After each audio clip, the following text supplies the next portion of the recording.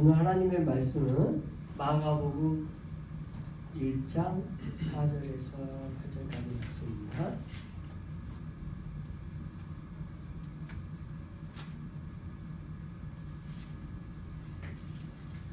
마가복음 1장 4절에서 8절까지 말씀 저와 여러분이 한 절씩 교독하도록 하겠습니다.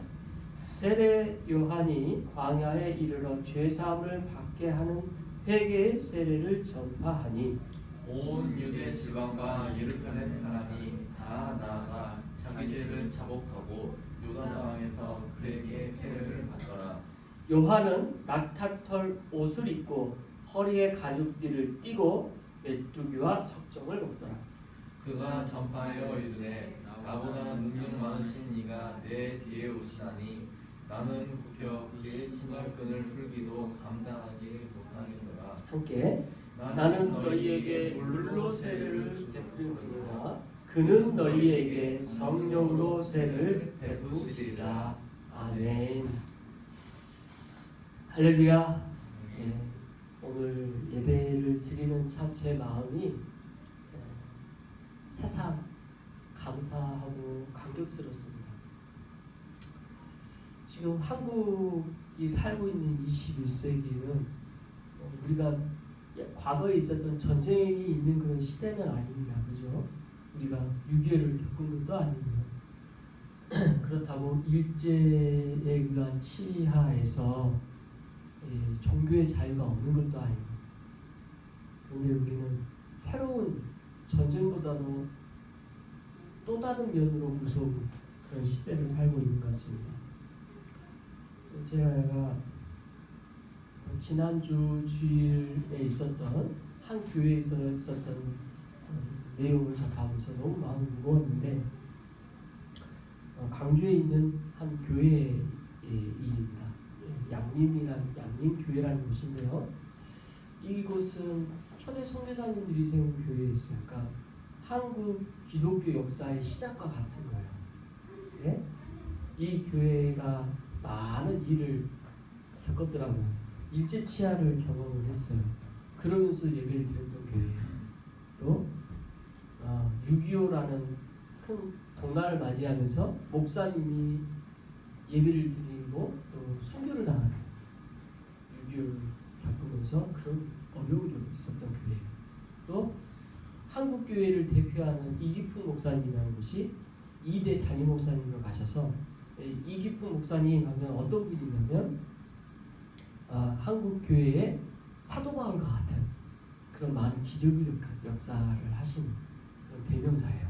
많은 기적을 일으켰던 분이에요. 이런 분이 그 교회의 담임 목사님으로 계셨어요.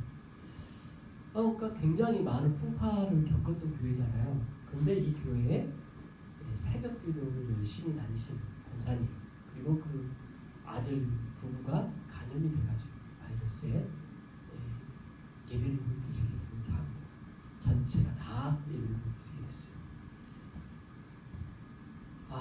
그 교회가 한국 교회를 보여주는 하나의 단면인데, 우리 교회는 이렇게 예배를 드릴 수 있지만 많은 큰 교회들이 지금 예배 못 드리거든요. 아마 가장 한국 교회가 오늘 예배를 많이 못 드리는 주가 될 거예요. 그걸 생각할 때 우리가 한 번의 예배를 얼마나 소중히 여겼을까. 그동안 이 시간에 앉아있기만 하면 되는 게 예배인 줄 알았었는데, 많은 오늘 예배를 공예배로서 같이 예배를 드리지 못하는 상황에 있으면서 예배가 얼마나 소중히 여겨질까라는 생각을 하게 됩니다. 그래서 그런 교회들의 아픔을 우리가 같이 하면서 하나님께서 단 한 번의 예배를 귀히 여기시구나, 그리고 우리 교회도 이 단 한 번의 예배에 대해서 감사하고 감격하며 함께 예배를 드리길 그리스도의 이름으로 축원합니다. 그런 맥락에서 오늘 말씀은 참 우리가 다시 한번 깊게 새겨질 수 있는 말씀인 것 같습니다. 오늘 말씀 4절부터 같이 한번 다시 한번 읽어보죠. 시작. 세례 요한이 광야에 이르러 죄사함을 받게 하는 회개의 세례를 전파하니. 그래서 세례 요한이 광야에 이르러서 죄 사함을 받게 하는 회개의 세례가 뭔지를 먼저 말하고 있습니다. 여러분 지난주에도 이 말씀을 같이 묵상했기 때문에 겹치는 부분인데 한 번 더 말씀을 나누는 것은 오늘 내용의 핵심은 세례가 뭐냐예요. 세례가. 왜냐하면 8절에서도 또 세례가 또 나오죠. 그리고 9절부터 예수님이 세례장 받는 내용이 나오기 때문에 오늘 1장 4절부터 8절은 특히 세례에 대한 내용을 우리가 묵상해야 됩니다. 그러면 오늘 본문에 나오는 죄사함을 받게 하는 회개의 세례는 뭐냐? 먼저 그것부터 알아야겠죠. 본래 세례가 구약 시대에 있었냐 없었냐가 먼저 우리가 관건입니다. 있었습니다. 구약 시대에는 어떤 세례를 드렸습니까? 구약 시대 때 드렸던 세례는요 두 가지 의미입니다. 첫 번째 정결케 하는 의미의 세례예요. 그래서 본래 세례는 물에 잠기다라는 거죠. 물에 잠겼다라는 것의 상징성이 몇 가지가 있습니다. 신학적으로 이거를 증명하기는 어렵지만 물에 잠김으로 말미암아 우리가 지어졌던 죄, 우리의 죄의 문제가 깨끗하게 된다는 것을 상징적 그 의식 안에 포함하고 있는 거죠. 그리고 새 생명을 얻게 됐다라는 어떤 그런 의미가 포함되어 있겠죠. 그래서 죄에 대해서 죄 사함을 받게 하는 세례라는 의미로서 구약적 의미가 있어요. 그래서 정결케 된다. 두 번째 의미는 뭐냐면 구약 시대에 있어서는 복음이라는 이 내용이 전에 구약의 약속이 뭡니까? 이스라엘에게 일단 해당되어지는 약속이잖아요. 그러니까 하나님께서 온 세계를 향하여 주신 약속이긴 하지만 이때에는 아직 한계가 있었다는 말이에요. 그런 의미에서 구약에 있어서는 이방인들을 받아들일 방법이 필요했는데 그게 세례의 방법이었다는 거예요. 그러니까 하나님에 대해서 믿고자 하는 사람들이 있었어요. 구약에서도 이방인들이 유대인이 아닌 다른 민족이 하나님 믿고자 할 때 어떻게 했냐? 세례를 주셨다는 거예요. 그래서 이방인들이 유대교의 신앙을 갖고자 하는 사람들을 받아들이는 방법으로서 세례를 줬다. 그래서 4절은 명확하게 구약적 방법에 있어서의 세례의 의미를 지금 설명하고 있다는 거예요. 그러니까 우리가 알고 있는 지금의 세례와는 의미가 다르다. 그러나 그게 확장되어지고 우리에게 있어서 그 세례의 의미가 더 명료하게 된 거죠. 또 다시 한번 8절에서 이 예수님을 통한 세례가 또 나오니까 그때 뒤에 대한 내용은 또 말씀을 나누도록 하겠습니다. 이어서 5절 말씀 같이 한번 보죠. 시작. 온 유대 지파가 예루살렘 사람이 다 나아가 자기 죄를 자복하고 요단강에서 그에게 세례를 맡았더라. 그래서 5절에 보니까 온 유대 지파 예루살렘 사람이 다 나가. 그래서 제가 첫 번째 의미로서의 구약적 세례가 뭐라고 그랬어요? 죄 사함을 받는 거라고 했죠. 그러니까 이스라엘 사람들에게서도 세례를 받는 일이 있었다는 거죠. 어떤 의미로? 죄 사함을 위한 세례를 받는 게 있는 거죠. 그것을 유대 사람도 예루살렘 사람도 거기에 있는 사람들이 다 모여서 자기 죄를 자복하고 요단강에서 세례를 받음으로 말미암아 정결케 함을 입는 세례가 진행됐다라는 게 5절에서 말하고 있는 거죠. 그래서 이때 당시에 세례 요한을 찾아온 유대인들은 자기 죄의 문제를 정결하기 위한 그런 방법으로 이렇게 했다라고 성경은 증거하고 있는 것입니다. 이어서 6절 말씀 같이 읽어보겠습니다. 시작. 요한은 나타털 옷을 입고 허리에 가죽띠를 띠고 메뚜기와 소점을 먹더라. 자, 이제 6절에서 나오는 내용이 참 재미있습니다. 여기서 요한은 세례 요한이죠. 지금 마가복음의 흐름을 우리 좀 이해해야 되는데 다른 성경과는 마가복음은 너무 달라요. 어떤 면에서 다르냐면 예수님에 대한 사역이 앞에서 설명하고자 하는 내용을 다른 성경은 좀 더 많아요. 예를 들어서 예수님의 탄생, 동방박사 사건, 그리고 예수님의 어린 시절 등등 많죠. 우리가 다른 성경에 대한 내용들을 보니까 알고 있죠. 근데 마가복음은 그런 부분에 대한 내용 전혀 언급하고 싶어 하지 않아요. 심지어 족보조차도 안 나와요. 단 딱 한 가지. 예수님은 약속대로 오신 분이다. 이거에 대한 증명을 하기 위해서 1절에서 4절 언급했던 내용이 뭐였어요? 딱 하나.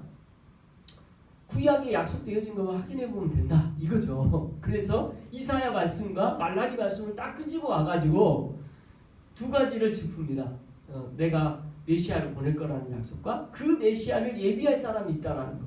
그래서 세례 요한과 예수님이 약속대로 오신 것에 대한 것으로 그냥 그걸 끝나버린 거예요. 다른 내용 다 없이. 그리고 나서 이제 4절부터 세례 요한 이야기가 바로 나온 거죠. 그래서 제사에 대한 세례에 대한 내용이 나오는데 6절에서는 그럼 뭐예요? 이 세례 요한의 외형적 모습에 대한 내용이 나오죠. 자 봅시다. 세례 요한은 어떤 모습을 하고 있었습니까? 낙타털 옷을 입고 있었다라는 거죠. 여러분 낙타털 옷은 두 가지를 의미합니다. 첫 번째, 뭐 비싼 옷 아니었다라는 거. 서민들이 입은 옷이었다라는 거. 두 번째, 두꺼운 겨울 옷이었다라는 거. 왜 그랬을까요? 세례 요한이 살았던 장소가 광야였고 사막과 같은 그곳에서 온도차가 너무 심했던 것이죠. 그래서 밤에는 너무 추웠기 때문에 이 추운 곳에서 견딜 수 있으려면 뭐 집이 온전하지 않으니까 두꺼운 서민들이 입을 수 있는 겨울옷을 입고 다녔다는 사실이죠. 그래서 세례 요한의 그런 모습을 보여줍니다. 두 번째, 허리띠가 가죽띠였다. 그가 항상 이동하기에 편하도록 그 가죽띠를 묶었다라는 것. 이것도 서민들이 일반적으로 구할 수 있었던 거죠. 그 다음에 먹는 게 나오죠. 뭘 먹었어요? 메뚜기와 석청. 오늘날 같으면 자연인들이 집에 먹는 TV에서 저거 먹으면 몸에 좋겠다. 제 아내는 별로 안 좋아하겠지만 이게 자연에서 구할 수 있는 사서 먹기가 힘들어서 그런 거예요. 돈 주고 사 먹을 수 있는 그런 환경이 안 됐고 서민들이 돈이 없을 때 먹을 수 있는 요깃거리, 식사거리 그리고 가장 일반적으로 먹을 수 있는 음식 이걸 지금 이 한 절에 담고자 하는 거죠. 그래서 세례 요한의 어떤 외형과 그가 먹거리를 통해서 성경은 뭘 말하고자 하냐면 그의 겉모습에 통해서 그가 관심 있는 게 뭐냐 하고자 하는 게 뭐냐 이걸 외모로도 보여주는 거죠. 그래서 그냥 그런 자연인처럼 구할 수 있는 거 먹고 먹을 수 있는 거 먹고 입고 다닐 수 있는 추위를 이길 수 있는 그런 옷을 입고 다녔다는 거예요. 그런데 또 하나는 재밌는 게 구약의 이 세례 요한에 대한 약속의 말씀을 보면서 한 가지 더 확인할 수가 있는데요. 그게 말라기서 4장 5절과 6절 주보 안에 있죠. 말라기 말씀 같이 한번 읽어보겠습니다. 시작. 보라 여호와의 크고 두려운 날이 이르기 전에 내가 선지자 엘리야를 너희에게 보내리니 그가 아버지의 마음을 자녀에게로 돌이키게 하고 자녀들의 마음을 그들의 아버지에게로 돌이키게 하리라. 돌이키지 아니하면 두렵건대 내가 와서 저주로 그 땅을 칠까 하노라 하시니라. 그래서 이 말라기서 말씀은 지난주에도 우리가 세례 요한에 대한 예언의 말씀으로 확인을 했는데 이 5절 6절 말씀에 보니까 어떤 내용이 더 나옵니까? 바로 엘리야라는 이름이 나와요. 선지자 엘리야. 그죠? 선지자 엘리야는 어떤 사람입니까? 구약에서 그러니까 당시 이스라엘 사람들 묻고 이스라엘이라는 그 나라에 있어서 우리나라에게도 이름이 유명한 사람들 있잖아요. 예를 들어서 제일 유명한 게 누가 떠올라요? 세종대왕, 이수진 이 정도 우리나라 떠오르잖아요. 그런 레벨의 사람이 있고 이스라엘 사람들이 있었어. 그런 레벨의 사람으로서 엘리야는 어떤 사람이냐? 예를 들어서 우리 이순신 하면 나에게는 아직 열정의 배가 있다. 뭐 이런 말처럼 엘리야에게는 나에게는 하나님이 계시다. 이걸로 싸웠던 게 있죠. 450명의 바알 선지자와 능력 대결을 하잖아요. 그래서 능력 대결에서 이기죠. 가뭄을 들게 해가지고 그 가뭄에서 비가 오게 하는 능력 대결이에요. 엘리야가 이기고 450명 선지자 죽게 하는 어마어마한 일들이 구약에 나타나요. 그러니까 엘리야 하면 니꼬로 하나님의 능력을 대표적으로 보여준 선지자예요. 이런 능력의 선지자에 대한 내용이 지금 말라기서 4장 5절에 나오는 거죠. 그러니까 그런 느낌을 이 말씀 다시 한번 보자고요.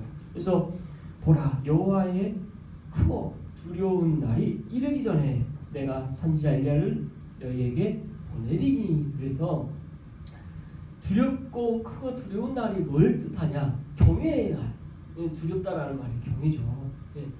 크고 두려운 날. 이거는 예수님이 오시는 이 일에 대한 약속인 거죠. 거기에 대하여 먼저 선지자 엘리야를 너에게 보내겠다. 그래서 6절 그가 오면 그가 아버지의 마음을 자녀에게 돌이키게 하고 자녀의 마음을 그에게도 돌이키게 하라. 이렇게 하는 일들을 하겠다. 여기에서 결국 이게 뭐예요? 회개, 돌이키다. 회개하는 일을 하겠다라는 거예요. 그거 오늘 말씀에 보니까 요한은 세례 요한은 그 사역을 하고 있는 거죠. 그래서 회개하라. 그렇지 않으면 안 되는 것에 대한 선포를 계속 하고 있죠. 회개하라. 이 선포를 하는 거에 대하여 성경은 말하고 있습니다. 그런데 이제 여기서 공통점이 뭐냐면 엘리야와 세례 요한의 공통점이 뭐냐면 외모. 지금 모습을 통해서 마치 엘리야의 모습이 세례 요한에게 있는 것처럼 묘사하고자 하는 것을 지금 6절에서 그의 옷과 먹는 것으로 말하고자 하는 뉘앙스가 있는 거예요. 그래서 정확히는 알 수 없지만 엘리야에 대한 등장이 세례 요한을 통해서 약속이 되어졌다라고 그때 당시 이 글을 읽었던 사람들은 알게끔 한 거죠. 그런 의도함이 있었던 거라는 것을 우리가 말씀을 통해 확인할 수 있습니다. 자, 그러면 이 엘리야의 능력 그리고 엘리야에 대한 선포로 구약적인 그 엘리야가 바로 세례 요한이라는 것을 언급하면서 7절 이렇게 이어지죠. 같이 한번 봅시다. 시작. 그가 전파하여 이르되 나보다 능력 많으신 이가 내 뒤에 오시나니 나는 굽혀 그의 신발끈을 풀기도 감당하지 못하겠노라. 자, 이 말씀도 참 재미있는 표현인데요. 그가 전파에 이르되 세례 요한이죠. 했던 이야기 중에 딱 대표적인 이 말씀 하나. 나보다 능력 많으신 이가 누구예요?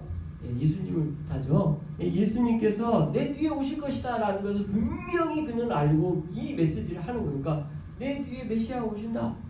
회개하라는 선포도 했지만 내 뒤에 오실 이가 나보다 더 능력 많으신 이가 오시는데 이제 이거 비교하는 말을 세례 요한이에요.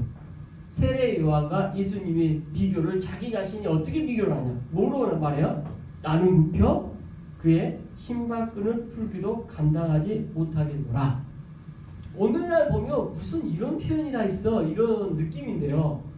제가 그때 당시에 물론과 어떤 내용들을 보면 이해가 너무 쉬운 표현이에요.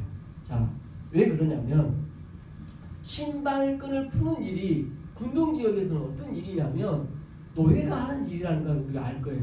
그러니까 노예가 주인이 왔을 때 노예가 하는 일 중에 하나가 뭐냐면 그의 신발끈을 풀고 발을 씻기는 일. 이게 신발끈을 푸는 일의 전반인 거예요. 그러니까 세 가지를 해야 돼요. 먼저 주인이 오면 이 노예는 그의 발을 신발끈을 풀어서 신발을 정리하고 그 발은 깨끗하게 씻겨서 하는 그 일.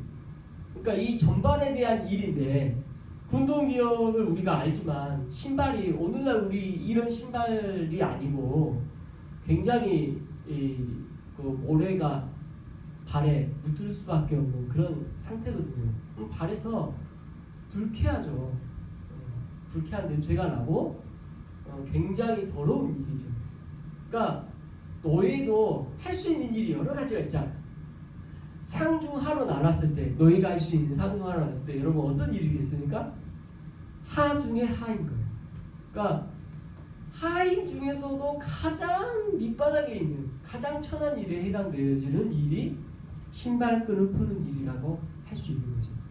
그리고 이 신발끈을 일을 할 수 있는 일에 대해서 그때 당시 랍비들 그러니까 유대인들이 하는 격언에서 이런 내용이 있어요.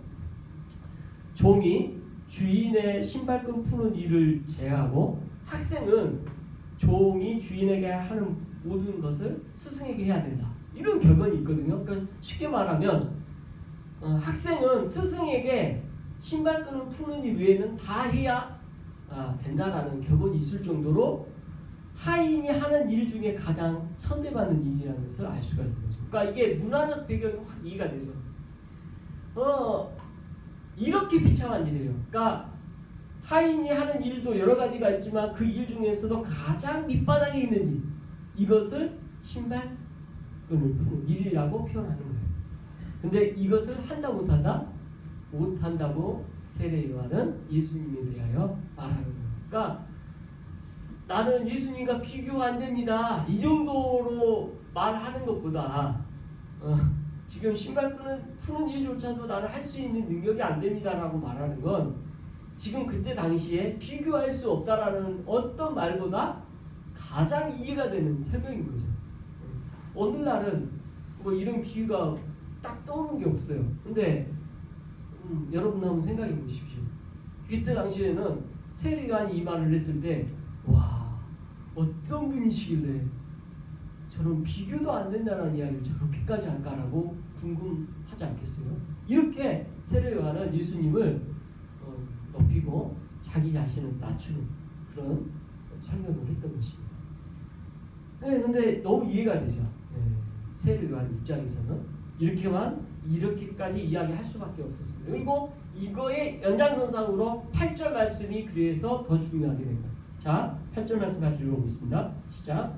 나는 너희에게 물로 세례를 베풀었거니와 그는 너희에게 성령으로 세례를 베푸시리라. 네, 이 8절 말씀이 또 하나의 비교죠. 지금 앞에서 신발끈을 풀지 못하겠다라는 말로 끝나지 않고 세례에 대한 비교를 하고 있어요. 앞에서 아까 구약적 세례에 대한 설명했죠. 두 가지 의미. 첫 번째 뭐였어요? 정결함. 두 번째 뭐였어요? 이방인들을 받아들인 의식이었다라는 거죠. 그래서 물로 세례를 베푼다라는 의미는 구약적 개념 이 두 가지 외에는 그 이상의 의미가 없어요. 그죠? 근데 너희에게 성령으로 세례를 베풀이라 이 말에는 무슨 의미가 있을까요? 그러면 자 한번 생각해 봅시다. 예수 그리스도께서는 우리에게 성령으로 세례를 주십니다. 우리가 오순절 사건을 생각해 보세요. 오순절 사건 때 뭐가 있습니까? 성령이 임하는 사건이 있었죠. 그게 오늘날까지 예수 그리스도를 믿으면 일어나는 사건이에요. 그렇게 오순절 사건의 모습처럼 오진 않지만 그걸 오늘날 우리에게 주시고자 하는 약속이 쭉 똑같은 약속이에요. 그게 성령 세례예요. 쉽게 말하면 예수 그리스도를 나의 주 나의 하나님을 믿기만 하면 구원받는 은혜를 주신다는 이야기고, 또한 예수 그리스도를 나의 주 나의 하나님을 믿기만 하면 이제는 하나님의 자녀가 된다는 약속이고, 또 예수 그리스도를 나의 주 나의 하나님 믿기만 하면 하나님의 나라에 영원히 함께하고 영생을 얻게 하는 구원의 은혜가 우리에게 있다라는 약속과 동일한 것입니다. 그러니까 아주 함축적 단어예요. 성령 세례와 물 세례는 여기서는 극과 극이죠. 비교가 할 수 없는. 여러분 하나님의 나라가 들어갈 수 있다는 그 약속은 사람이 어떻게 해줄 수가 없어요. 사람이 줄 수 없는 선물이에요. 하나님만이 주실 수 있는 선물이에요. 그렇죠? 값없이 주신 은혜예요. 이 은혜에 대한 말을 성령 세례로 여기서는 설명하고 있는 것입니다. 그러니까 비교가 되는 거죠. 내가 주는 물 세례와 하나님께서 주시는 성령 세례는 게임이 안 되냐는 거죠. 오늘 말씀은 이렇게 해서 여기서 끝나요. 그리고 이제 다음 말씀 9절부터 무슨 내용이 나옵니까? 바로 예수님이 세례받는 내용이다. 너무 심오해. 물세를 왜 받지? 그래서 그 말씀은 또 한 주간 묵상하면서 다음 주에 말씀을 나누고자 합니다. 오늘 말씀 여기서 마무리합니다. 저는 이 말씀 마무리하면서 한 가지 드려지는 생각이 120년, 130년 되는 짧은 기간에 복음이 들어왔고 여기까지 성장한 한국교회 이 코로나라는 바이러스를 통해서 주시고자 하는 한국교회에 주시는 하나님의 선물은 뭘까? 생각해보게 돼요. 우리나라는 짧은 기간 전쟁도 겪었고 종교의 탄압도 받아봤고 그러면서도 생명을 걸고 예수님을 전하기 위해서 죽기까지 하는 순교의 나라입니다. 근데 이 바이러스와의 전쟁에서 한 번도 경험하지 못한 예배를 못 드리는 초유의 사건을 맞이하게 되죠. 이 시대에 우리는 하나님께 무슨 말씀을 하시고자 하는 때인가? 저는 한 가지 딱 저 마음이 정한 게 있습니다. 교회는 왜 있어야 되나? 교회는 무엇을 위한 목적인가? 그 질문은 우리나라에 처음 들어왔던 선교사님들에게도 동일했습니다. 일제치하였으니까 나라를 빼앗긴 이 나라에 한국 사람들에게 무엇을 줘야 되는가? 그들에게는 줄 수 있는 게 많았어요. 미국에서 온 선교사님들은 미국이라는 강대국을 등에 업고 복음을 전하려고 힘을 쓸 수도 있었어요. 국가의 힘을 동원할 수도 있었어요.